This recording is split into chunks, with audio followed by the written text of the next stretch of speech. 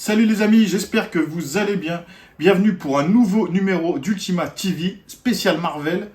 Donc aujourd'hui, je vais vous donner ma critique à chaud du film Thunderbolt.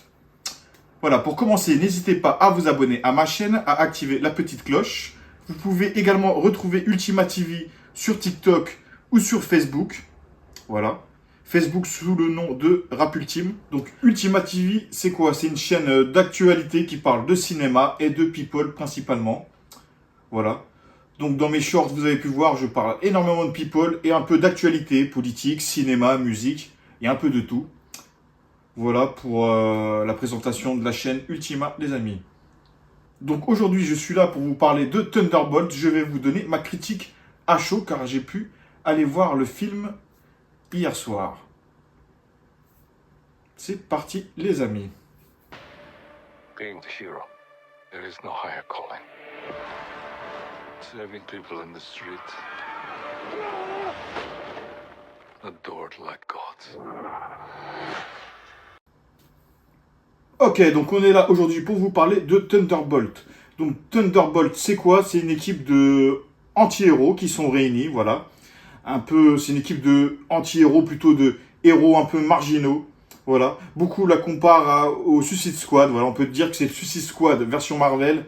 Bon, c'est pas vraiment ça, car pour moi, c'est plus des petits anti-héros ou des personnages secondaires, on va dire.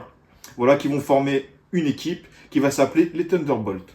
Donc j'ai pu aller voir le film et je vous garantis, les amis, c'est du tonnerre. Franchement, ils se sont pas foutus notre gueule. Ça fait des mois qu'ils nous en parlent.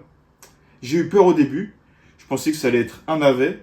Et ben non, pas du tout, les amis. C'est un film plein d'émotions que je vous recommande d'aller voir. Donc voilà. Donc les Thunderbolts, c'est quoi? Ça a été créé en 96, je crois, ou en 97. Donc par l'équipe Marvel, par les équipes Marvel. Voilà, donc vous avez... À l'ancienne, il y a eu du monde qui est passé dans les Thunderbolts. Il y a eu pas mal de monde, notamment le Baron Zemo. Je ne vais pas tous vous les citer. Il y a eu Red Hulk, il y a eu Deadpool, il y a eu quelques X-Men. Il y a eu pas mal de monde dans cette équipe. Ok, donc maintenant revenons à la critique du film. Donc les Thunderbolts, le film regroupe qui? Donc dedans, vous avez Yelena, voilà, qui est une très très bonne actrice, donc que vous avez pu voir dans Black Widow et dans le film OK. Voilà. Ensuite, vous avez Bucky. Je ne le présente pas, tout le monde le connaît. Vous avez Alexei, qui est le Red Guardian. Voilà.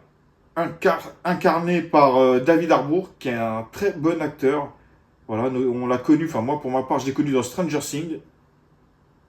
Voilà, David Harbour, un excellent acteur, donc qui incarne le Red Guardian.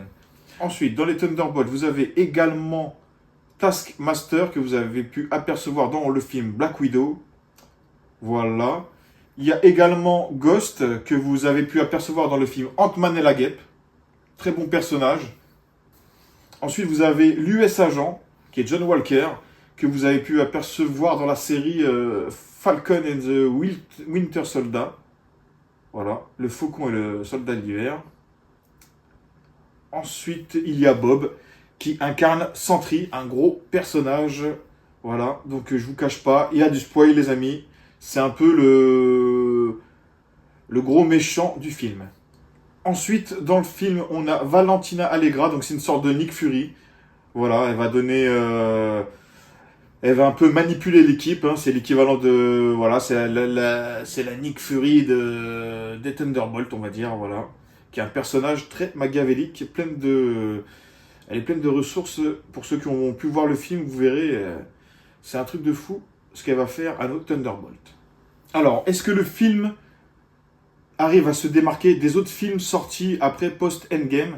Eh bien, franchement, je vais vous dire que oui. Franchement, le film se démarque énormément. C'est un des meilleurs Marvel qui est sorti après Endgame. Bon, bien sûr, on n'oublie pas l'excellent Éternel et l'excellent Doctor Strange 2, qui sont pas mal, mais vraiment, le Thunderbolt là, il rivalise avec certains grands noms de Marvel. Voilà, c'est un très bon film que je vous conseille encore une fois d'aller voir. Et vraiment, ils se sont pas foutus de notre gueule. Donc voilà, donc les Thunderbolts, ça redonne un souffle énorme à la franchise, car c'est vrai que ça fait quelques années, 2-3 ans que Marvel sombre un peu dans le gouffre, ils descendent un peu en chute. Mais grâce à ce film-là, pour moi, honnêtement, ils arrivent à remonter la pente, mais largement. Ils savent, on sait de quoi ils sont capables. Ils sont capables de le faire. Ils nous ont sorti Thunderbolt. Voilà, ils l'ont fait. Marvel est de retour. Alors, comme personnages principaux, on a Yelena, donc la sœur de Black Widow, donc la sœur adoptive, hein, pour ceux qui ont vu Black Widow. Donc voilà, donc le film Thunderbolt nécessite, je vous conseille, si vous pouvez, de voir Black Widow, la série Soldats de l'hiver, et vous pouvez voir également Ant-Man et la Guêpe 2. Voilà, c'est pas nécessaire, mais si vous voulez encore mieux comprendre le film dans sa profondeur, bah, je vous conseille de voir ces 3 films-là. Voilà, donc ça met en scène Yelena, qui est, on va dire que c'est un peu la grande antagoniste du film. Donc là, je répète, c'est la sœur de Black Widow, voilà. Donc elle a un énorme rôle dans le film. Voilà, elle est dans la rédemption. Vous allez voir, le film parle énormément de rédemption. Ensuite, vous avez Bucky Barnes, voilà. Donc on pense que, donc normalement, voilà, il joue un peu le chef voilà, lui ça va être le chef d'équipe. Voilà, il a un grand rôle. On connaît son passé, donc ils nous ont pas fait, voilà, on connaît déjà son passé. Je vais pas vous faire un dessin.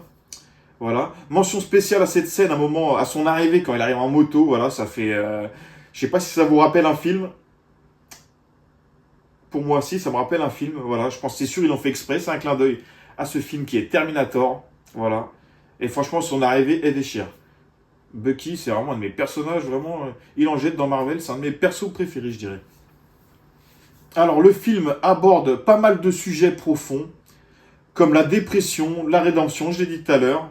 Voilà, donc c'est très bien intégré dans l'histoire. Vraiment, le film nous prend aux tripes tellement le scénario, franchement, je vous dis qu'il est bien fait. Il est plus basé dans les émotions que dans l'action, j'ai envie de dire. Il y a de l'action. C'est pas, il n'y a pas énormément d'effets spéciaux fond vert, parce que ça commençait à, quand il y en a trop, ça donne mal à la tête. Bah, ils ont pas forcé sur les effets spéciaux, vraiment. C'est vraiment c'est un film terre à terre. Voilà, le film se veut très terre à terre. Vraiment, c'est vraiment bien écrit. Voilà, chapeau à Marvel pour ce grand retour. Vraiment, en tout cas, encore une fois, je vous conseille d'aller le voir. Ne le loupez surtout pas. C'est un film très important. Alors, le grand méchant de ce film, c'est Sentry. Voilà. Donc, il est extrêmement puissant, touchant. Voilà, vous allez voir, c'est pas un méchant comme les autres. C'est vraiment... il est tel qu'il est décrit. Voilà, il est vraiment complexe. Il est complexe, il a un énorme potentiel pour les futurs films, vous allez voir, voilà. Je pense qu'il aura un rôle dans le futur Avenger Doomsday. Mais c'est vraiment un personnage, c'est pas vraiment un méchant, c'est un... Voilà, je vais pas vous spoiler, mais voilà, il est à la fois attachant, il fout la merde, mais il est attachant en fait. Vous allez voir quand vous verrez le film. Voilà, en tout cas, moi je trouve que le personnage est réussi, il est extrêmement puissant, et il va faire mal à nos Thunderbolts.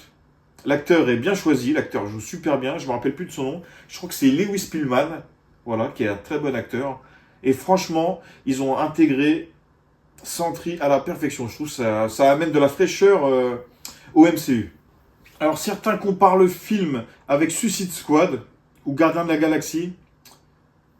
On est dans la même longueur d'onde, mais pour moi c'est pas pareil. Dans Suicide Squad, c'est quand même des mecs, c'est quand même les ennemis de Batman, les ennemis de plusieurs films dans Suicide Squad, c'est des ennemis DC Comics, quoi, vraiment, voilà. Alors que là, dans Thunderbolt, on a des ennemis, oui, comme Ghost, c'est un ancien ennemi dans Ant-Man et la Guêpe. On a US Agent, voilà, mais lui, bon, il est sur deux bords au début. Mais on a quand même Bucky, ouais, bon. On peut dire que c'est un peu des anciens ennemis qui sont devenus, qu'ils ont basculé du côté du bien, voilà. Mais est-ce que c'est pareil que Suicide Squad? Je dirais que oui et non, en fait. C'est mitigé. Franchement, c'est mitigé.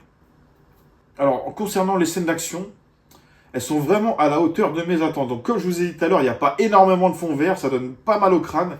C'est super bien filmé, notamment les scènes d'ombre, vous allez voir. Il y a des ombres qui vont se battre. Voilà, vous verrez au sol. Enfin, vous verrez, c'est super bien filmé. Franchement, la photographie est géniale. Le film casse pas la tête, la caméra, elle est pas dans tous les sens. Non, vraiment, c'est centré et les scènes de combat, elles sont vraiment bien orchestrées pour que le spectateur visualise bien la scène. Je ne sais pas si vous voyez ce que je veux dire.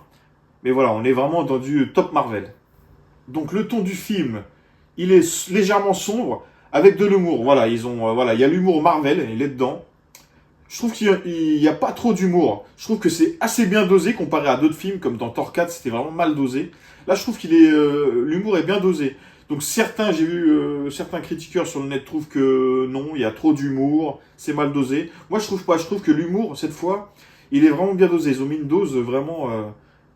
ils ont mis ce qu'il fallait, quoi. Il n'y a ni trop ni moins. Donc l'équilibre, il est bien fait entre l'humour et le côté sombre du film. Vraiment, il y a un équilibre parfait qui fait que quand on regarde le film, bah, ça glisse tout seul, quoi. Notre cerveau, il comprend direct. Alors oui, Thunderbolt pose clairement les bases pour un futur MCU, voilà. Donc on sait, en ayant vu le film, que tous les acteurs, quasiment, vont intégrer le film Avenger Doomsday, qui va sortir l'année prochaine, je crois. J'ai pas la date en tête. Enfin, on n'a pas encore la date, mais voilà. Donc les personnages, on le sait, qui vont intégrer Avenger Doomsday. Donc si on me demandait de valider le casting des Thunderbolt, je dirais oui. Les acteurs, franchement, ils sont super. Vraiment, ils incarnent à la perfection les Thunderbolt. Ils sont faits pour du Marvel. Voilà. Alors pour finir, oui, Thunderbolt est une réussite.